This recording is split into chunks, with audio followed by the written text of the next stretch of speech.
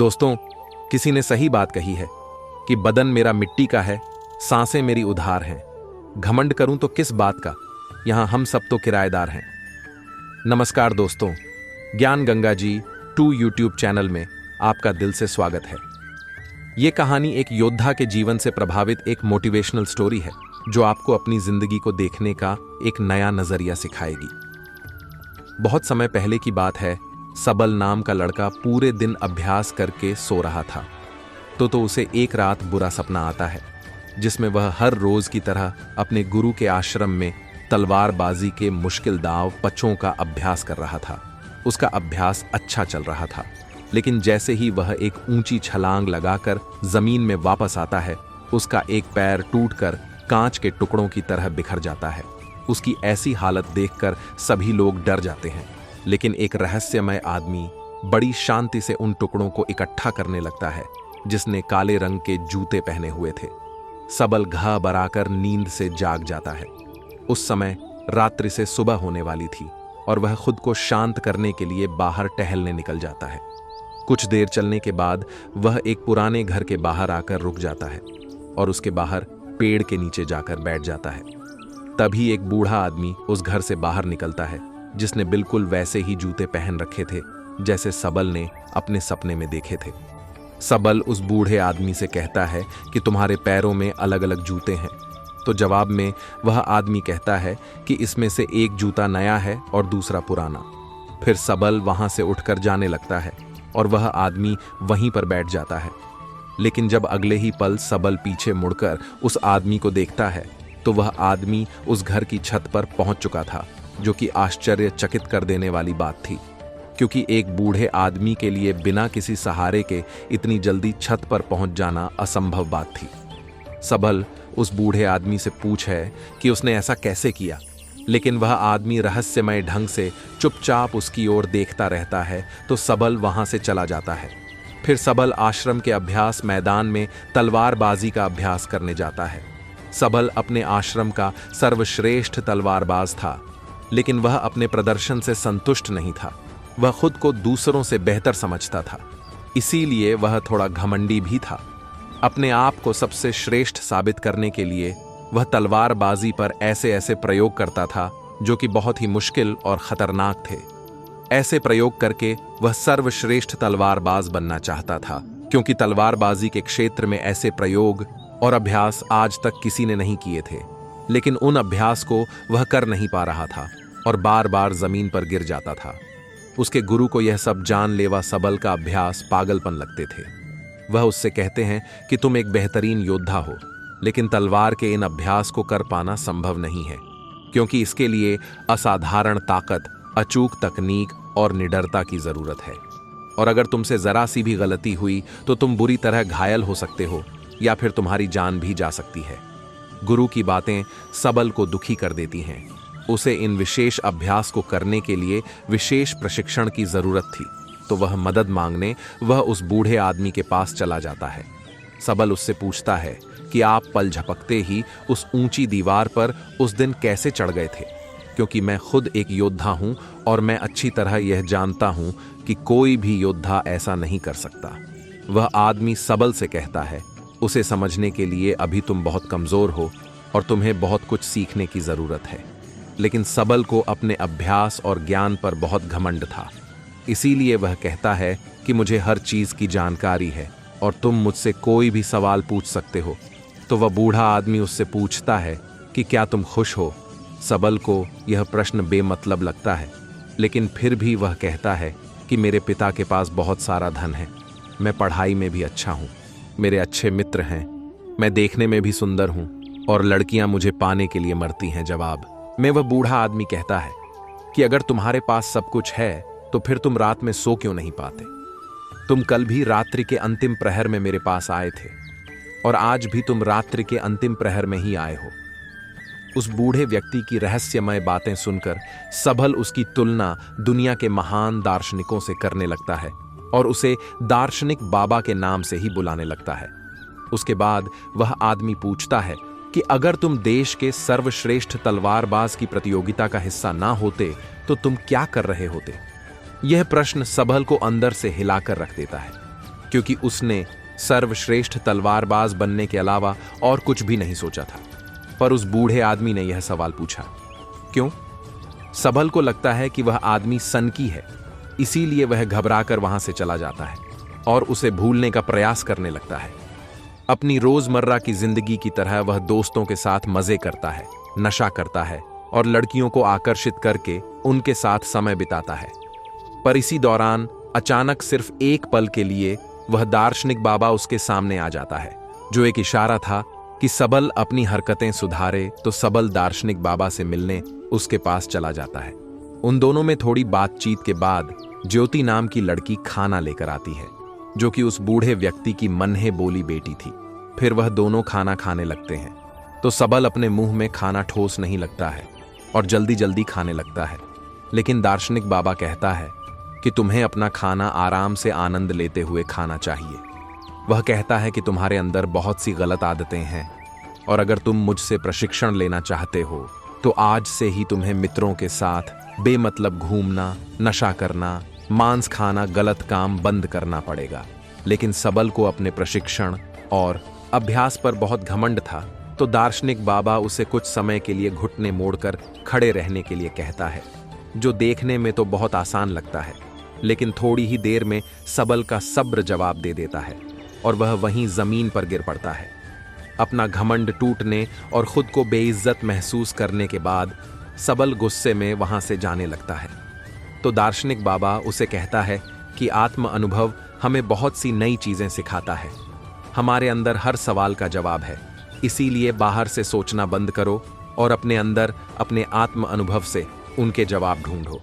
फिर तुम्हें पता चलेगा कि तुम रात को इसलिए नहीं सो पाते क्योंकि तुम अंदर से खाली हो और तुम्हें अपने खालीपन से डर लगता है।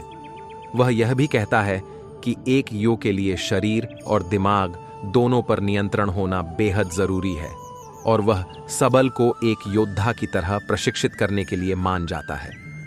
अगले दिन सबल जब अपने आश्रम के अभ्यास मैदान में जाता है तो वहां उसे पता चलता है कि उसके मित्र के हाथ में अभ्यास के दौरान गहरी चोट आ गई है और अब उसका मित्र देश की सबसे बड़ी प्रतियोगिता में हिस्सा नहीं ले पाएगा।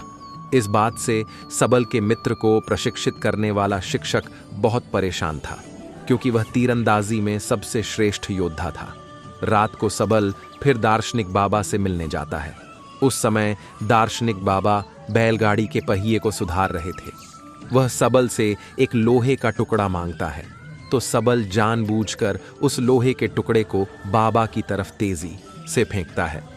लेकिन बाबा बिना उसकी ओर देखे बड़ी आसानी से उस लोहे के टुकड़े को अपने हाथों में पकड़ लेता है। सबल दोबारा से ऐसा करता है, लेकिन दार्शनिक बाबा फिर से उसे बिना देखे पकड़ लेता है। दार्शनिक उससे कहता है कि हमारे दिमाग में लाखों बेतुके विचार चलते रहते हैं, जो हमारे लक्ष्य को धुंधला बनाकर हमें भटका देते हैं। फिर वह सबल को थप्पड़ मारकर उसे उकता है और बदले में मुक्का मारने के लिए कहता है।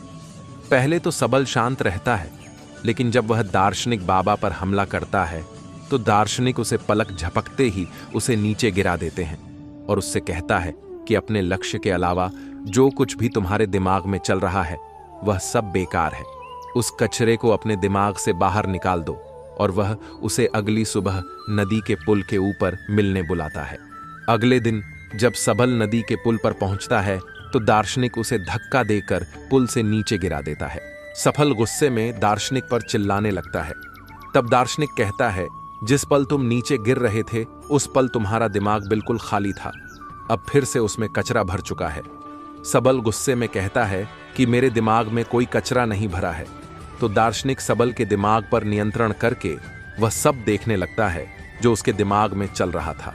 फिर वह कहता है कि अगर तुम अपना ध्यान इन फिजूल के विचारों में रखोगे तो तुम अपने वर्तमान के पलों को जी नहीं पाओगे, और जब तुम अपना सारा ध्यान वर्तमान के पलों में रखोगे तब तुम्हें पता चलेगा कि तुम क्या कर सकते हो और इतने अच्छे से कर सकते हो। सबल को चोट लगने के बाद तीरंदाजी सिखाने वाला शिक्षक सभी छात्रों की परीक्षा ले रहा था। इस दौरान सबल दार्शनिक के सिखाए तरीके से अपने ध्यान को एकाग्र करने में सफल हो जाता है और पूरी एकाग्रता के साथ तीरंदाजी का बेहतरीन प्रदर्शन करके दिखाता है। जो कि शायद उसके मित्र से भी बेहतर था। सभी लोग ऐसे प्रदर्शन को देखकर हैरान रह जाते हैं। फिर उस रात दार्शनिक को पूरी बात बताता है।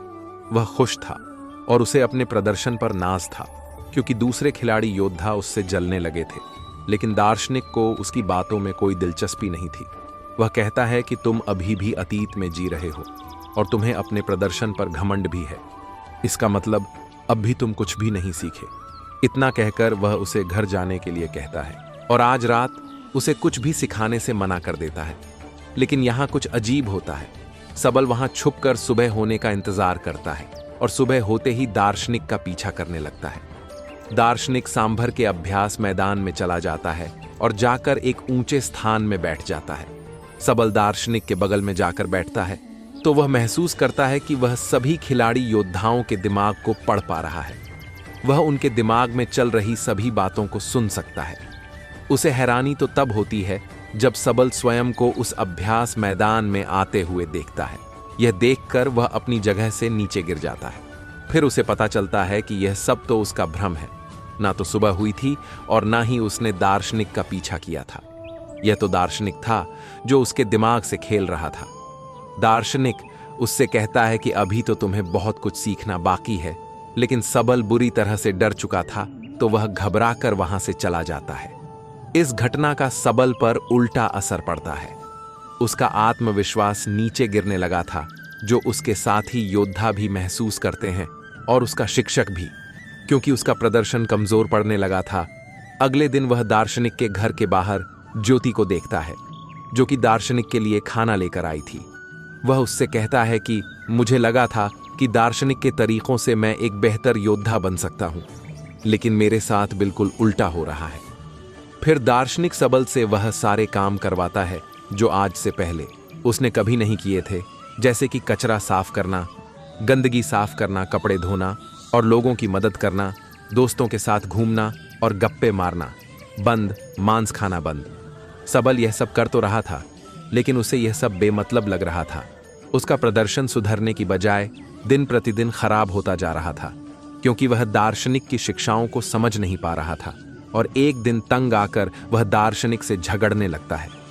वह कहता है कि गंदगी साफ करके मैं कौन सा योद्धा बन सकता हूं।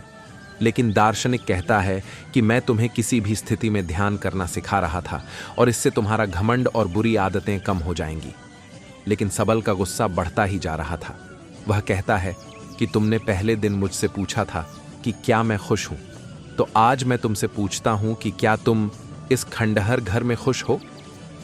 असल में सबल को लगता है कि दार्शनिक जिंदगी से हारा हुआ व्यक्ति है, जो अपनी जिंदगी में सफल नहीं हो पाया है, और उसकी रहस्यमयी बातें सुनकर वह गलती से उसके चक्कर में फंस गया है। दार्शनिक उसे अपनी भावनाओं पर काबू करने के लिए कहता है, लेकिन सबल तो उसकी एक भी सुनने को तैयार नहीं था और गुस्से में वह दार्शनिक से कहता है कि अपनी खुशी में खुद तलाश लूंगा और अपना प्रशिक्षण छोड़कर वहां से चला जाता है।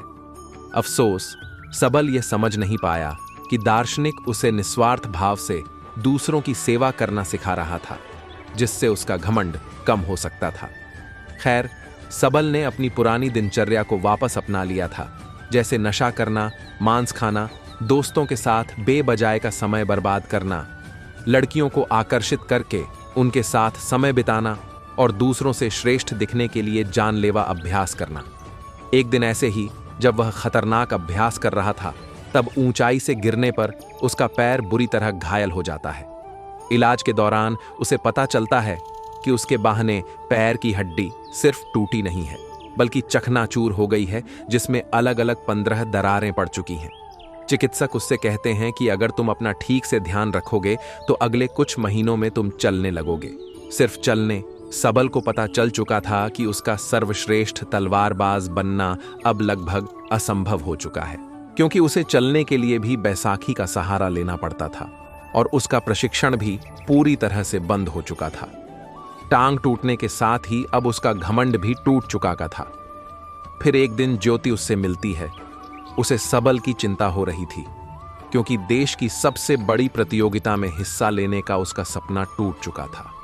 वह दोनों एक दूसरे को अच्छी तरह से समझते थे और वह एक दूसरे को पसंद भी करने लगे थे। साब अपने सपने को यूं ही टूटता हुआ नहीं देखना चाहता था। इसीलिए वह अपने शिक्षक से मिलता है और कहता है कि मैं अभी की छोटी छोटी प्रतियोगिताओं में तो हिस्सा नहीं ले पाऊंगा, लेकिन 10 महीने बाद योद्धाओं के चुनाव की जो अंतिम प्रतियोगिता होगी, मैं उसमें ज़रूर हिस्सा लूंगा, जिसके लिए उसने प्रतियोगिता कराने वाली समिति को अपना आग्रह पत्र भी भेज दिया है। लेकिन शिक्षक को उसकी हालत देखकर लगता है कि सबल अब कभी भी प्रतियोगिता में हिस्सा नहीं ले पाएगा, क्योंकि उसके पैर की हड्डियां टूटी हुई हैं और अब उसका प्रशिक्षण भी बंद हो चुका है। अपने सपने को टूटता हुआ देखकर सबल गुस्से से भर जाता है और घर जाकर तोड़फोड़ करने लगता है। यह द्वार उसकी जिंदगी का सबसे मुश्किल दौर था। उसका सब कुछ बर्बाद हो चुका था। अब उसके जिंदा रहने का कोई मतलब नहीं था। इसीलिए अपनी जिंदगी खत्म करने के लिए वह एक ऊंची पहाड़ी पर चढ़ जाता है। इससे पहले कि वह नीचे कूद पाता, वहां कुछ अजीब होने लगता है। उसे एक इंसान नजर आता है जो कोई और नहीं बल्कि उसी की बुरी परछाई थी। वह परछाई उसके घमंड, उसके गुस्से, उसके डर, उसके संदेह और उसके अंदर चल रही उथल पुथल को दर्शाती है। वह कोई और नहीं बल्कि उसी के अंदर का शैतान था जो सबल को नीचे कूदने के लिए उकसा रहा था। यहाँ सबल समझ जाता है कि अगर वह अपने अंदर की सभी बुराइयों को खत्म कर देगा तो उसके अंदर शांति आ जाएगी। तभी वह शैतान नीचे गिरकर हमेशा के लिए खत्म हो जाता है। लेकिन यह सब तो बस उसका एक सपना था। वह शैतान तो अभी भी उसके अंदर ही था। उसने सपने के जरिए अपनी जिंदगी की सच्चाई को देखा था, तो मदद मांगने वह उस दार्शनिक के पास चला जाता है। सबल दार्शनिक के पास जाकर रोने लगता है। दार्शनिक उससे कहता है कि हर चीज का एक मकसद होता है। अब तुम्हें अपने सवालों के जवाब अपने अंदर से ही ढूंढने पड़ेंगे, और जब तक तुम्हें अपने अंदर से कोई खास जवाब नहीं मिलता, तब तक तुम उस पेड़ के नीचे बैठे रहो। सबल पेड़ के नीचे बैठकर सोचने लगता है। उसके पास समय तो बहुत था, लेकिन वह क्या सोचे उसे यह पता नहीं था। वह बार बार अपने नए जवाब के साथ दार्शनिक से मिलता, लेकिन हर बार दार्शनिक उसके जवाब से संतुष्ट नहीं होता था और उसे वापस भेज देता था। फिर सारी रात सोचने के बाद जब सुबह वह एक नई शादीशुदा जोड़े को देखता है तो उसे अपना जवाब मिल जाता है। फिर सबल दार्शनिक के पास जाता है और कहता है कि हमारी जिंदगी का एक एक पल बहुत खास है, हमें अपनी जिंदगी की कद्र करनी चाहिए। उसका यह जवाब सुनकर दार्शनिक खुश हो जाता है। सबल को अपनी जिंदगी की कीमत पता चल चुकी थी। अब ऊंचाई से कूदने के विचार उसके दिमाग में नहीं आएंगे। दार्शनिक के साथ रहते हुए वह बहुत सी नई बातें सीखता है। दार्शनिक उसके अंदर फिर से जीने की आशा भरता है और अपनी जिंदगी फिर से शुरू करने के लिए उसे तैयार करता है। फिर एक दिन सबल अपने मित्रों से मिलता है और अतीत में अपने बुरे व्यवहार के लिए उनसे माफी मांगता है। उसके मित्र सबल का यह रूप देखकर हैरान रह जाते हैं। दार्शनिक के विचारों ने सबल को पूरी तरह से बदल दिया था, और एक दिन सबल दार्शनिक से कहता है कि वह उसी की तरह लोगों के निस्वार्थ भाव से सेवा करने के लिए तैयार है। लेकिन दार्शनिक उसे उसकी तलवारबाजी का प्रशिक्षण फिर से शुरू करने के लिए कहता है, पर सबल उससे सहमत नहीं होता। वह कहता है कि मेरे पैर की हड्डी टूटी हुई है, मैं यह नहीं कर सकता। दार्शनिक कहता है कि एक योद्धा कभी भी अपनी जीत या श्रेष्ठता की चिंता नहीं करता। उसे जो काम सबसे प्यारा है वह उसे करता रहेगा, चाहे उसमें उसकी जान ही क्यों ना चली जाए। फिर दार्शनिक उसे अभ्यास के लिए एक छोटे से मैदान में ले जाता है, जिस उसने तब तैयार किया था जब सबल घायल होकर बिस्तर में पड़ा था। अपने पैर में 15 चोटें होने के बाद भी सबल पूरी मेहनत और लगन से अभ्यास करता है और खुद को आने वाली प्रतियोगिता के लिए तैयार करता है। और एक दिन जब वह अभ्यास के लिए अपने पुराने आश्रम में जाता है तो उसे देखकर उसके साथी योद्धा और शिक्षक हैरान रह जाते हैं। लेकिन सबल की परेशानी तो तब बढ़ती है जब उसका शिक्षक उसे एक चिट्ठी देता है। प्रतियोगिता आयोजित कराने वाली समिति ने सबल की प्रतियोगिताओं में हिस्सा लेने के लिए मना कर दिया था। समिति ने सबल के चिकित्सकों से बात की। उन्होंने सबल के शिक्षक से भी पूछा, लेकिन शिक्षक ने सबल को अपने घमंड में आकर जानलेवा अभ्यास करते हुए देखा था। उसे लगता था कि सबल इस प्रतियोगिता के लिए पागलपन की किसी भी हद तक जा सकता है जो एक दिन खुद को ही मार डालेगा। इसीलिए उसने साहब की हिस्सेदारी का समर्थन नहीं किया। अपने मंजिल के इतने करीब आकर एक बार फिर से उसका सपना टूट जाता है। दार्शनिक उससे कहता है कि कोई भी असहमति पत्र तुम्हें रोक नहीं सकता, तुम वह करते रहो जो तुम्हें अच्छा लगता है। लेकिन सबल कहता है कि मेरा लक्ष्य सिर्फ अभ्यास करना नहीं, बल्कि देश की सबसे बड़ी प्रतियोगिता में स्वर्ण पदक जीतना है। दार्शनिक कहता है कि स्वर्ण पदक जीतना सिर्फ एक लालच है। अगर वह मिल भी जाए तो क्या, जब तक तुम अंदर से खुश नहीं हो, कोई भी बाहरी चीज तुम्हें खुश नहीं दे सकती। दार्शनिक उसे अपनी भावनाओं पर काबू करने के लिए कहता है, लेकिन सबल बहुत परेशान था। वह गुस्से में आकर दार्शनिक से कहता है कि मैं अपना सब कुछ छोड़ने के लिए तैयार था, लेकिन तुमने मुझे फिर से प्रशिक्षण के लिए कहा। वह काफी हताश हो चुका था, उसे कुछ समझ नहीं आ रहा था, तो अपने अंदर से जवाब ढूंढने के लिए वह उस पेड़ के नीचे बैठ जाता है। दार्शनिक उसकी तड़फ को देखता है तो उसे कल सुबह अपने साथ एक पहाड़ के ऊपर चलने के लिए कहता है, जहां कोई खास चीज है। फिर अगली सुबह सबल बुरी तरह थका देने वाला लंबा सफर तय करता है। दार्शनिक उसके आगे की तरफ था और पीछे पीछे सबल। जब वह पहाड़ी की चोटी पर पहुंचते हैं तो सबल दार्शनिक से पूछता है कि बताओ, आप मुझे क्या दिखाना चाहते थे?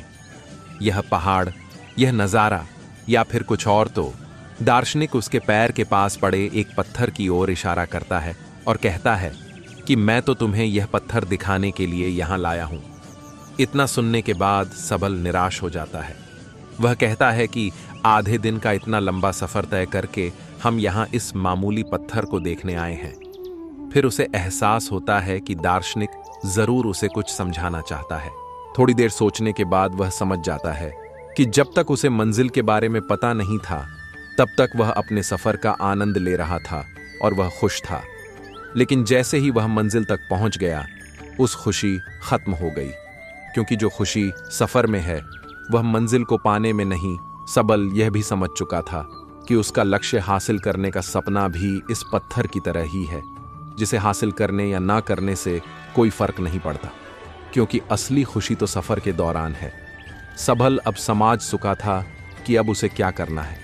वे दोनों पहाड़ी से वापस आते हैं और सबल अब अपने सफर का आनंद लेते हुए वह बिना किसी हार जीत की चिंता किए अभ्यास के मैदान में अभ्यास करने लगता है। उसका बेहतरीन प्रदर्शन अभ्यास देखकर सभी हैरान हो जाते हैं और उसका शिक्षक उसे अंतिम चुनावी प्रतियोगिता में ले जाने के लिए मान जाता है। सबल अपने साथ दार्शनिक को भी ले जाना चाहता था, लेकिन जब वह उस पुराने घर में पहुंचता है तो उसे पता चलता है कि दार्शनिक वहां से हमेशा के लिए जा चुका है। शायद दार्शनिक अपना काम पूरा कर चुका था। फिर अंतिम चुनावी प्रतियोगिता में सबल अपना सर्वश्रेष्ठ प्रदर्शन करता है। उसका अपने दिमाग पर पूरा नियंत्रण था। उसे प्रतियोगिता जीतने का लालच या डर नहीं था, वह तो बस इस पल का आनंद ले रहा था। इतनी भयंकर दुर्घटना के बाद भी उसका ऐसा श्रेष्ठ प्रदर्शन देखकर सभी लोग बहुत ज्यादा हैरान थे। इसके बाद सबल ने अंतिम प्रतियोगिता में देश के सबसे बड़े योद्धा का खिताब जीता और उसके बाद उसने ज्योति के साथ शादी भी कर ली। बाद में सबल ने अपनी किताबों और बात के माध्यम से दार्शनिक के विचारों को जन समूह तक पहुंचाने का प्रयास किया। एक समय की बात है, किसी महानगर में वेद प्रकाश जी का परिवार रहता था। उनका छोटा सा परिवार था। उनकी पत्नी मालती देवी और उनके 2 बच्चे आनंद और विवेक उनके साथ रहते थे। वेद प्रकाश जी सरकारी नौकरी में अच्छे पद पर कार्यरत थे, मगर वह गरीब परिवार से होने के कारण उनका बचपन बहुत गरीबी में गुजरा था। इस कारण वह चाहते थे कि उनके बच्चों की परवरिश व शिक्षा में कोई कमी न रहे। उन्होंने अपने बच्चों को अच्छी स्कूल में पढ़ाया और छोटी उम्र में ही अपने बच्चों को विदेश में पढ़ने के लिए भेज दिया। उनकी पत्नी मालती चाहती थी कि उनके बच्चे उनके पास ही रहे।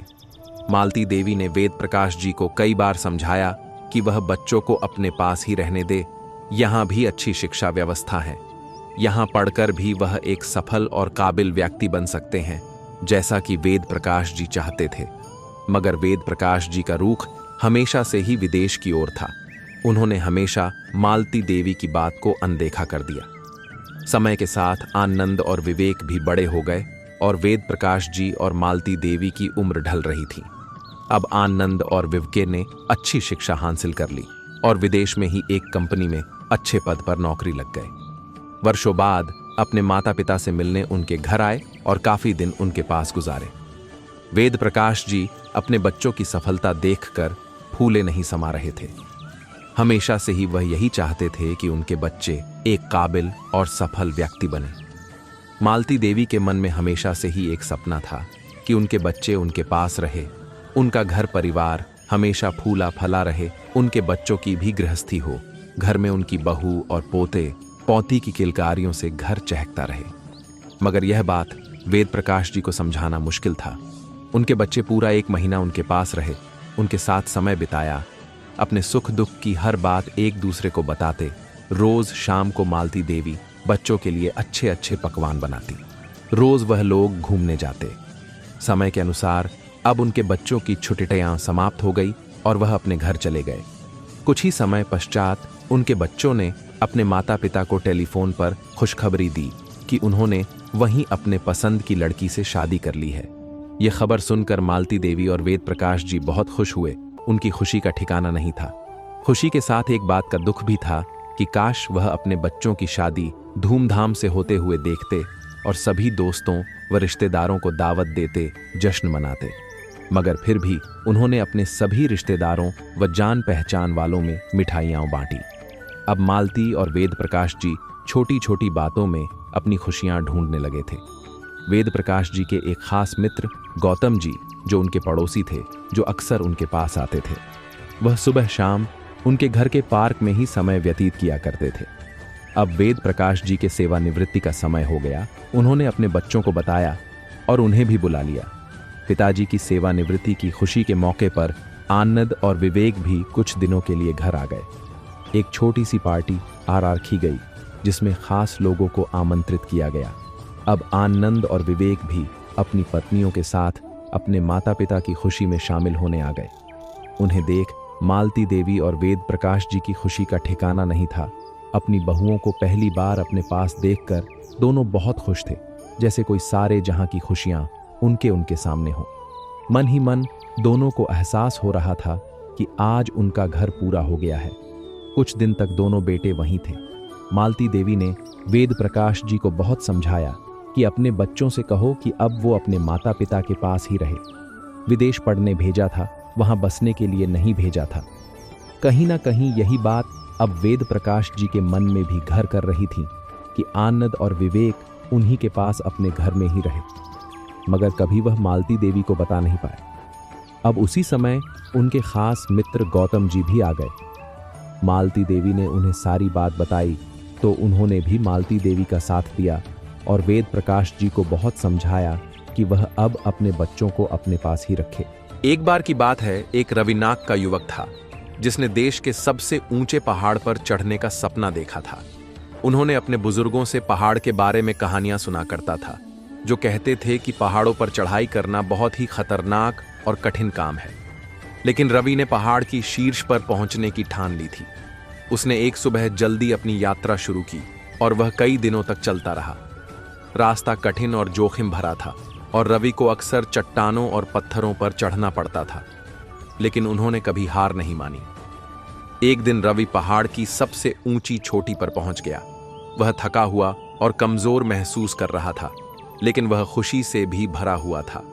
उसने अपना लक्ष्य हासिल कर लिया और उसने खुद को साबित कर दिया था कि वह जो कुछ भी ठान लेता है उसे पूरा किए बिना नहीं रुकती। जैसे ही वह युवक पहाड़ की चोटी पर खड़ा हुआ, उसने जमीन की ओर देखा। उसने हर दिशा में मीलों तक देखा और उसे शांति और उपलब्धि की अनुभूति महसूस हुई। वह जानता था कि वह इस पल को कभी नहीं भूलेगा। रवि की कहानी हमें ये याद दिलाती है कि अगर आप ठान लें तो कुछ भी संभव है। चुनौती चाहे कितनी भी कठिन क्यों न हो, अगर आप कभी हार नहीं मानते तो आप अंततः अपने लक्ष्य तक पहुंच ही जाएंगे। अपने सपनों को कभी मत छोड़ो, चाहे वे कितने भी कठिन क्यों न लगें। कड़ी मेहनत और दृढ़ संकल्प से कुछ भी संभव है। एक बार की बात है, एक गरीब औरत थी जिसका नाम सरस्वती था। वह एक छोटे से गांव में पति और 2 छोटे बच्चों के साथ रहती थी। उसके पति एक मजदूर थे, लेकिन वह ज्यादा पैसे नहीं कमाते थे। सरस्वती को अपने परिवार का समर्थन करने के लिए कड़ी मेहनत करनी पड़ती थी। वह अमीर लोगों के घरों में नौकरानी के रूप में काम करती थी। एक दिन सरस्वती के पति की एक दुर्घटना में चोट लग गई। वह काम करने में असमर्थ थे और परिवार की आय पूरी तरह से बंद हो गई। सरस्वती को चिंता थी कि वह अपने परिवार को कैसे खिलाएगी। सरस्वती ने अपना खुद का व्यवसाय शुरू करने का फैसला किया। वह हमेशा खाना बनाना अच्छा करती थी, इसलिए उसने घर का बना खाना बेचने का फैसला किया। उसने अपने पड़ोसियों और दोस्तों को खाना बेचना शुरू किया। उसका खाना इतना स्वादिष्ट था कि जल्द ही गांव में लोकप्रिय हो गया। सरस्वती का व्यवसाय तेजी से बढ़ा। उसने स्थानीय बाजार में अपना खाना बेचना शुरू किया। उसने इवेंट्स की भी केटरिंग शुरू की। सरस्वती एक अच्छी कमाई करने में सक्षम थी और अपने परिवार का समर्थन कर सकती थी। एक बार की बात है, एक गरीब औरत थी जिसका नाम आयशा था। वह एक छोटे से गांव में अपने माता पिता और छोटे भाई बहनों के साथ रहती थी। उसके पिता एक किसान थे, लेकिन खेत बहुत उपजाऊ नहीं था और वे अक्सर किसी तरह का गुजारा करते थे। आयशा एक बुद्धिमान और जिज्ञासु लड़की थी। वह अपने आसपास की दुनिया के बारे में जानना पसंद करती थी। वह एक वैज्ञानिक बनने का सपना देखती थी, लेकिन वह जानती थी कि अपने परिवार की वित्तीय स्थिति के कारण उसे अपना लक्ष्य हासिल करना मुश्किल होगा। एक दिन आयशा के पिता बीमार पड़ गए। वह काम करने में असमर्थ थे और परिवार की आय और भी कम हो गई। आयशा को अपने परिवार की मदद करने के लिए स्कूल छोड़ना पड़ा। आयशा ने अपने परिवार का समर्थन करने के लिए कड़ी मेहनत की। उसने घरों की सफाई और खेतों में काम करने जैसे अजीब अजीब काम किए। उसने स्थानीय बाजार में सब्जियां बेचना भी शुरू किया। अपनी व्यस्त दिनचर्या के बावजूद आयशा ने वैज्ञानिक बनने के अपने सपने को कभी नहीं छोड़ा। वह देर रात तक पढ़ाई करती थी और स्थानीय पुस्तकालय से किताबें उधार लेती थी। उसने घर पर भी अपने स्वयं के प्रयोग करना शुरू कर दिया। कई सालों की कड़ी मेहनत और दृढ़ संकल्प के बाद आयशा ने आखिरकार अपने सपने को हासिल कर लिया। वह विश्वविद्यालय में दाखिला लिया और वैज्ञानिक बन गई। उन्होंने विज्ञान के क्षेत्र में महत्वपूर्ण योगदान दिया। आयशा की कहानी हम सभी के लिए एक प्रेरणा है। यह दिखाता है कि अगर हम अपने दिमाग में रखते हैं और अपने सपनों को कभी नहीं छोड़ते हैं तो कुछ भी संभव है। यह भी दिखाता है कि हमारे जुनून का पालन करना महत्वपूर्ण है, भले ही यह मुश्किल हो। राजकुमार सिद्धार्थ एक सुखी जीवन व्यतीत किया करते थे और उनके पास वह सब कुछ था जो एक राजकुमार के पास होना चाहिए, जैसे कि भव्य महल, स्वादिष्ट भोजन और मनोरंजन के अनगिनत साधन। लेकिन राजकुमार सिद्धार्थ के भीतर एक गहरी बेचैनी थी। उन्हें दुनिया के दुख, बीमारी, बुढ़ापा और मृत्यु के बारे में जानने की तीव्र इच्छा थी। एक दिन राजकुमार सिद्धार्थ महल से बाहर निकलने का अवसर पाकर उन्होंने पहली बार दुख, बीमारी, बुढ़ापे और मृत्यु का साक्षात्कार किया। यह उनके लिए एक गहरा सदमा था। उन्होंने महसूस किया कि इन दुखों से कोई भी छूटा नहीं है, चाहे वह राजा हो या प्रजा। इस अनुभव उन्हें दुखी कर दिया और उन्होंने राजपाट त्यागने और इन दुखों का कारण जानने का प्रण लिया। उन्होंने वैभवपूर्ण जीवन छोड़ त्याच दिया और एक साधारण साधु का जीवन अपना लिया। राजकुमार सिद्धार्थ ने कई वर्षों तक उन्होंने विभिन्न शिक्षकों से ज्ञान प्राप्त किया और कठोर तपस्या की। उन्होंने गहरे ध्यान में बैठकर जीवन के रहस्यों को समझने का प्रयास किया।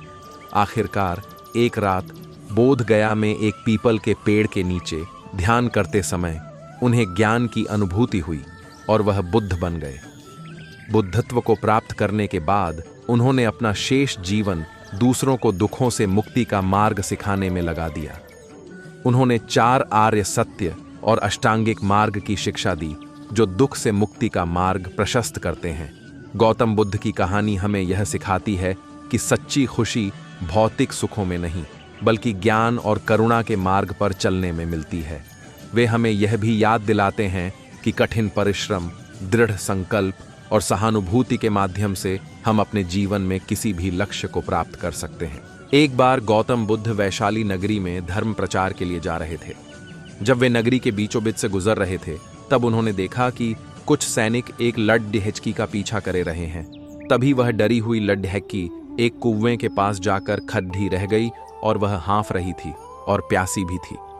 तभी बुद्ध ने उस बालिका को अपने पास बुलाया और कहा कि वह कुएं से पानी निकाले और स्वयं भी पिए और उन्हें भी पिलाए। इतनी देर में वह सैनिक भी वहां पहुंच गए। बुद्ध ने उन्हें हाथ के संकेत से रुकने के लिए कहा। बुद्ध की बात सुनकर लड्डीएचकी ने कहा, महाराज, मैं एक अछूत लड्डीएचकी हूं और मेरे कुएं से पानी निकालने पर जल दूषित हो जाएगा। तभी बुद्ध ने उससे फिर कहा, बालिका, बहुत जोर की प्यास लगी है, पहले तुम पानी पिलाओ। तभी कुछ देर बाद वैशाली नगरी के राजा भी आ गए। फिर उन्होंने बुद्ध को नमन किया। बाद में सोने के बर्तन में केवद्य और गुलाब का सुगंधित पानी पीने के लिए दिया, पर गौतम बुद्ध ने उसे पीने से मना कर दिया। बुद्ध ने एक बार फिर बालिका से अपनी बात दोहराई। इस बार बालिका ने साहस के साथ कुएं से पानी निकाला और स्वयं भी पिया और गौतम बुद्ध को भी दिया। और पानी पीने के बाद बुद्ध ने बालिका से उसके भय का कारण पूछा। तब उस बालिका ने बताया, मुझे सयोंग से राजा के दरबार में गाने का अवसर मिला था और राजा ने मेरा गीत सुन मुझे अपनी गले की माला पुरस्कार स्वरूप दी, लेकिन उन्हें किसी ने बताया कि मैं एक अछूत लड्डीएचकी हूं और यह जानते ही राजा ने मुझे अपने सैनिक को मुझे जेल में डालने के लिए बोल दिया। मैं किसी तरह उन सैनिकों से बचकर यहां तक पहुंच गई और आप मिल गए। इस पर बुद्ध ने कहा कि सुनो राजन, मैं चाहता हूं कि आप मेरी इस शब्द को हमेशा याद रखें। कोई भी मनुष्य की पहचान उसके धर्म और जाति से नहीं, बल्कि उसके स्वभाव या उसके अच्छे काम से होती है। जिस बालिका के मधुर कंठ से निकले मधुर गीत का आपने आनंद उठाया, उसे पुरस्कार दिया, और जिसके कार्य इतने अच्छे हों वह अछूत हो नहीं सकती। और उस बालिका के साथ नीची सोच और छोटे कार्य करके अछूत होने का परिचय तो आपने दिया है। इसीलिए मेरे नजरों में यह बालिका नहीं बल्कि आप अछूत है। तभी राजा बुद्ध के सामने शर्मिंदा होने के अलावा और कर भी क्या सकते हैं। उन्होंने बुद्ध से क्षमा मांगी और वह से चले गए। गौतम बुद्ध के मठ का यह नियम था कि उनका कोई शिष्य जब भी कभी बुद्धत्व को प्राप्त कर लेता तब उसे कहा जाता कि एक दिशा में चले जाओ और आसपास के जो लोग हैं उनका ज्ञानवर्धन, उनकी जो आत्मा और चेतना जागृत करने का प्रयास करो और उनको सद्मार्ग पर लाना है। उनका एक शिष्य था जो 6 साल से मठ में रह रहा था और तपस्या कर रहा था। एक दिन वह परेशान हुआ और सोचने लगा कि मेरे गुरुदेव ने मुझे आदेश क्यों नहीं दिया। इसी बात पर नाराज होकर वह गौतम बुद्ध के पास गया और कहने लगा कि मेरी तपस्या में ऐसी क्या कमी रह गई? क्या मैंने ज्ञान अर्जित नहीं किया और अब तक आपने मुझे आदेश नहीं दिया कि जाकर किसी दूसरे जगह पर अपना ज्ञान बांटो? और क्या मैंने बुद्धत्व प्राप्त नहीं किया है? तभी गौतम बुद्ध ने शिष्य से कहा, सुनो, तुम्हें थोड़ा और समय लगेगा, यही समय बिताऊं। ये बात सुनकर वह शिष्य चीदाच गया और कहने लग गया कि गुरुदेव, आपके ज्ञान में कमी रह गई और आप मुझे ज्ञान नहीं दे पाए।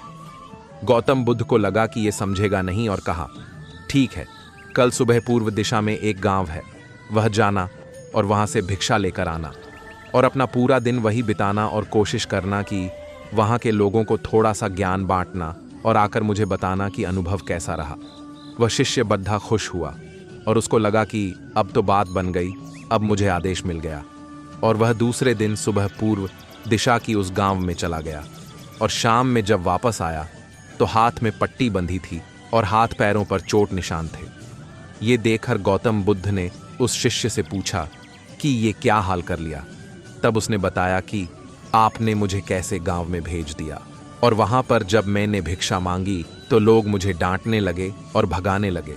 एक व्यक्ति सिर्फ वहां पर मुझे भिक्षा दी, वो भी जमी पर फेंक कर, और कहा कि ले जाओ इसको। इतने बुरे गांव में आपने मुझे ज्ञान बांटने के लिए भेजा, अब आप मुझे कल किसी और गांव भेज देना, मैं जाकर के ज्ञान वहां देकर आता हूं। गौतम बुद्ध यह सुनकर थोड़ा मुस्कुराए और उन्हें तो पता था कि ये कुछ कर नहीं पाएगा और कहा कि ठीक है, अगले दिन तुम किसी और गांव जाना, लेकिन एक दिन के बाद जाना और एक दिन मठ में रुके रहना है। अब की बार गौतम बुद्ध ने अपने दूसरे शिष्य को उस गांव में भेजा जहां अपने उस शिष्य को भेजा था, और शाम में जब वह शिष्य वापस लौटा था तो उसकी भी हालत वही थी और हाथ पैरों में चोट लगी और पट्टी बंधी हुई थी। गौतम बुद्ध ने पहले वाले शिष्य के सामने दूसरे शिष्य से पूछा कि हुआ क्या था। तब उसने कहा कि जिस गांव में आपने मुझे भेजा था वह के लोग बड्ढे भोले भाले हैं, भिक्षा दे नहीं रहे थे, और एक व्यक्ति ने मुझे जमीन पर फेंक कर भिक्षा दी और मैंने उसे स्वीकार कर लिया और उसे आशीर्वाद दिया कि तुम्हारा कल्याण हो। तो वह व्यक्ति चौंक गया और कहने लगा कि आप गजब के इंसान हो, मैं आपको जमीन पर फेंक कर भिक्षा दी और आप मुझे कल्याण हो का आशीर्वाद दिया। तब मैंने उसे कहा कि मैं अपना कर्तव्य निभाऊंगा और आप भी बड्ढे दानी हैं और आपने मुझे भिक्षा दी है।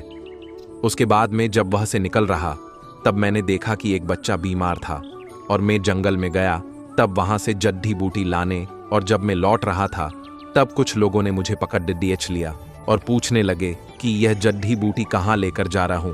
तब मैंने उनसे निवेदन किया कि मुझे छोड़ डीएच दो, एक बीमार छोटे बच्चे की मदद करनी है, और तब उन्होंने मुझे छोड़ डीएच दिया। जब मैं गांव में वापस आकर उस बच्चे की मलहम पट्टी कर रहा था तो तभी गांव वाले मुझ पर हमला करने लगे। तब उस दानी व्यक्ति ने, जिसने मुझे जमीन पर फेंक कर भिक्षा दी थी, उसने गांव वालों को रोका और कहा कि यह ठीक व्यक्ति है और इसे अपना काम करने दो। जब मैंने जड्डी बूटी लगाई तो बच्चा ठीक हो गया और सब मेरे लिए तालियां बजाने लगे। सभी गांव वाले कहने लगे कि कल फिर आएगा। गुरुदेव, मुझे कल फिर उस गांव में भेजिएगा, क्योंकि वह बड्ढे ही भोले लोग हैं, समझते नहीं हैं, बस प्यार बहुत है। और अब की बार कोशिश करूंगा कि थोड़ा प्यार और उनके पास पहुंचाने का और ज्ञान उन तक पहुंचाने का। वो सब ज्ञानी तो, लेकिन बस जब अनजान व्यक्ति से बात करने में डरते हैं। वो जो पहला शिष्य था, जो एक दिन पहले उसे गांव में गया था, वह सुन रहा था और समझ रहा था, और गौतम बुद्ध की चरणों में गिरकर बोला कि गुरुदेव, कमी तो मुझ में ही थी, आपने ज्ञान तो बहुत सारा दिया, लेकिन मैं उसे आचरण में नहीं ढाल पाया और मैं अहंकार को ऊपर रखा और उसी गांव के लोगों को पहचान नहीं पाया और मार खाकर चला आया। और मार तो इन्होंने भी खाई, लेकिन इनका अहंकार मिट चुका है और ये समझ चुके हैं कि वह लोग भोले भाले हैं और हमें उनसे अलग तरीकों से व्यवहार करना होगा और ज्ञान को आचरण में ढालकर उन लोगों तक पहुंचाना होगा। अच्छा, इंसान बनने पर ध्यान दीजिए, अच्छा समय अपने आप चला आएगा। हम अच्छा समय लाना चाहते हैं लेकिन अच्छा इंसान नहीं बन पाते हैं और सारी गड़बड़ीच बस यही हो जाती है। एक समय बुद्ध भगवान किसी गांव में उपदेश दे रहे थे कि हर किसी को धरती माता की तरह सहनशील तथा क्षमाशील होना चाहिए। क्रोध ऐसी आग है जिसमें क्रोध करने वाला दूसरों को जलाता ही है तथा खुद भी जलता है। सभा में सभी शांति से बुद्ध की बातें सुन रहे थे। वहीं स्वभाव से अतिक्रोधी एक ऐसा व्यक्ति भी बैठा हुआ था जिसे ये सारी बातें बेतुकी लग रही थीं। वह कुछ देर ये सब सुनता रहा, फिर अचानक ही आग बबूला होकर बोलने लगा, तुम पाखंडी हो, बड़ी बड़ी बातें करना यही तुम्हारा काम है, तुम लोगों को भ्रमित कर रहे हो, तुम्हारी ये बातें आज के समय में कोई मायने नहीं रखती। ऐसे कई कटु वचन सुनकर भी बुद्ध शांत रहे। उसकी बातों से न तो वह दुखी हुए न ही कोई प्रतिक्रिया की। यह देखकर वह व्यक्ति और भी क्रोधित हो गया और उसने बुद्ध के मुंह पर थूक कर वहां से चला गया। अगले दिन जब उस व्यक्ति का क्रोध शांत हुआ तो वह अपने बुरे व्यवहार के कारण पछतावे करने लगा और वह बुद्ध भगवान को ढूंढते हुए उनके स्थान पर पहुंचा, लेकिन बुद्ध नहीं मिले। वह अपने शिष्यों के साथ अन्य गांव के लिए निकल चुके थे। व्यक्ति ने बुद्ध के बारे में कई लोगों से पूछा और ढूंढते ढूंढते वहीं पहुंच गया जहां बुद्ध प्रवचन दे रहे थे। उन्हें देखते ही वह उनके चरणों में गिर पड़ा और बोला, मुझे क्षमा कीजिए प्रभु। बुद्ध ने पूछा, कौन हो भाई, तुम्हें क्या हुआ है, क्यों क्षमा मांग रहे हो? उसने कहा, क्या आपने मुझे नहीं पहचाना? मैं वही हूं जिसने कल आपके साथ बहुत बुरा व्यवहार किया था। मैं अपने कृत्य पर शर्मिंदा हूं। मैं मेरे दुष्ट आचरण की क्षमा याचना करने आपके पास आया हूं। भगवान बुद्ध ने प्रेम पूर्वक कहा, बीता हुआ कल तो मैं वहीं छोड़कर आ गया हूं और तुम अभी भी वहीं अटके हुए हो। तुम्हें अपनी गलती का आभास हो गया, तुमने पश्चाताप कर लिया, तुम निर्मल हो चुके हो। अब तुम आज में प्रवेश करो। पुरानी बातें तथा बुरी घटनाएं याद करते रहने से वर्तमान और भविष्य दोनों बिगड़ते जाते हैं। बीते हुए कल के कारण आज को मत बिगाड़ो। यह सुन उस व्यक्ति का सारा बोझ उतर गया। उसने भगवान बुद्ध के चरणों में पड़कर क्रोध त्याग दिया तथा क्षमाशीलता का संकल्प लिया। बुद्ध ने उसके सिर पर हाथ रखकर आशीर्वाद दिया। उस दिन से उसमें बहुत से परिवर्तन आ गए और उसके जीवन में सत्य, प्रेम व करुणा की धारा बहने लगी और अपने क्रोध पर नियंत्रण पा लिया। एक दिन गौतम बुद्ध अपने शिष्यों के साथ एकदम शांत बैठे हुए थे। उन्हें इस प्रकार बैठे हुए देख शिष्य चिंतित हुए कि कहीं वह अस्वस्थ तो नहीं है। एक शिष्य ने उनसे पूछा कि आज वह मौन क्यों बैठे हैं, क्या शिष्यों से कोई गलती हो गई है? इसी बीच एक अन्य शिष्य ने पूछा कि क्या वह अस्वस्थ हैं, पर बुद्ध मौन रहे। तभी कुछ दूर खड़ा व्यक्ति जोर से चिल्लाया, आज मुझे सभा में बैठने की अनुमति क्यों नहीं दी गई है? बुद्ध आंखें बंद करके ध्यान मग्न हो गए। वह व्यक्ति फिर से चिल्लाया, मुझे प्रवेश की अनुमति क्यों नहीं मिली? इसी बीच एक उदार शिष्य ने उसका पक्ष लेते हुए कहा कि उसे सभा में आने की अनुमति प्रदान की जाए। बुद्ध ने आंखें खोलीं और बोले, नहीं, वह अछूत है, उसे आज्ञा नहीं दी जा सकती। यह सुनकर शिष्यों को बड़ा आश्चर्य हुआ। बुद्ध उनके मन का भाव समझ गए और बोले, हां, वह अछूत है। इस पर कई शिष्य बोले, हमारे आश्रम में जात पात का कोई भेद ही नहीं, फिर वह अछूत कैसे हो गया? तब बुद्ध ने समझाया, आज वह क्रोधित होकर आया है। क्रोध से जीवन की एकाग्रता भंग होती है। क्रोधी व्यक्ति प्रायः मानसिक हिंसा कर बैठता है, इसलिए जब तक वह क्रोध में रहता है तब तक अछूत होता है। इसलिए उसे कुछ समय एकांत में खड़े रहना चाहिए। क्रोधित शिष्य भी बुद्ध की बातें सुन रहा था। पश्चाताप की अग्नि में तप कर वह समझ चुका था कि अहिंसा ही मनुष्य का महान कर्तव्य व परम धर्म है। वह बुद्ध के चरणों में गिर पड़ा और कभी क्रोध न करने का प्रण लिया। आशा यह है कि क्रोध के कारण व्यक्ति अनर्थ कर बैठता है और पश्चाताप उसे बाद में होता है, जिसका कोई लाभ नहीं मिलता। इसलिए हमें क्रोध नहीं करना चाहिए। असल मायने में क्रोधित व्यक्ति अछूत हो जाता है और उसे अकेला छोड़ देना चाहिए। क्रोध करने से तन, मन और धन तीनों की हानि होती है। क्रोध से ज्यादा हानिकारक कोई और वस्तु नहीं है। एक बार की बात है, महात्मा बुद्ध प्रवचन दे रहे थे। प्रवचन में आसपास के बहुत से लोग शामिल थे। सभी लोग ध्यान से बुद्ध को सुन रहे थे। कुछ देर में प्रवचन समाप्त हो गया। लोगों ने बुद्ध को प्रणाम किया और अपने अपने घर को चल पड़े, पर एक युवक वहां पर बैठा रह गया। बुद्ध की नजर उस युवक पर पड़ी तो वे पूछ बैठे, क्या बात है वत्स, कोई जिज्ञासा है क्या? युवक बुद्ध के पास गया और प्रणाम करके बोला, प्रभु, बहुत उलझन में हूं। जितना इस बारे में सोचता हूं उतना ही उलझ जाता हूं। कैसी उलझन है वत्स? बुद्ध ने प्रश्न किया। युवक हाथ जोड़कर बोला, प्रभु, यह संसार कितना विशाल है। संसार में लाखों करोड़ों लोग निवास करते हैं। उनमें भी एक से बढ़कर एक विद्वान, कलाकार, योद्धा। ऐसे में उन सब के बीच मुझ जैसे सामान्य प्राणी का क्या मूल्य है? युवक की बात सुनकर बुद्ध मुस्कुरा दिए। वे बोले, तुम्हारी जिज्ञासा का उत्तर मिल जाएगा, पर इसमें थोड़ा सा समय लगेगा। क्या तब तक मेरा एक छोटा सा काम कर सकते हो प्रभु?